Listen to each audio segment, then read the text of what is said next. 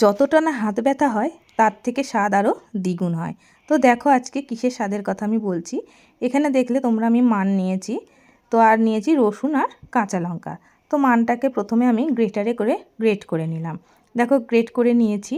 এরপরে যে রসুন আর কাঁচা লঙ্কা নিয়েছি সেটাকে আমি একটা হামানদিস্তায় থেতো করে নেব।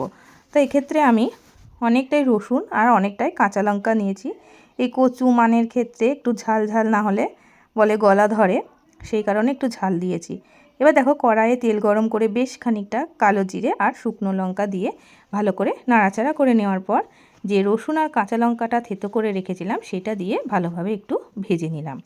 তো দেখো রসুন আর কাঁচা লঙ্কাটা আমার ভাজা হয়ে গেছে। এরপরে আমি যে মানটা গ্রেট করে রেখেছিলাম সেই মানগুলো সব দিয়ে দিলাম। দিয়ে দেওয়ার পর এটাকে আমি ভালোভাবে নাড়াচাড়া করে নিলাম। তারপরে দিয়ে দিলাম একটু হলুদ আর স্বাদ অনুযায়ী লবণ, তার সাথে একটু চিনিও দিয়েছিলাম। এগুলি দেওয়ার পর সমস্ত মানটাকে আমি ভালোভাবে নাড়াচাড়া করব যতক্ষণ না এর জলাভাবটা শুকাচ্ছে। জল থাকলে কিন্তু গলা ধরবে। তো দেখো মানটা আমার প্রায় হয়ে এসছে, একটু লালচে লালচে ভাবও হয়ে গেছে, ভাজা ভাজা মতো। তো যত নাড়তে থাকবে ততই এটাই স্বাদ আরও বাড়বে এবং হাতও কিন্তু খুব ব্যথা হবে। দেখো মানটা থেকে আমার তেল ছেড়ে দিয়েছে। তো এবার মানটাকে আমি নামিয়ে নেব।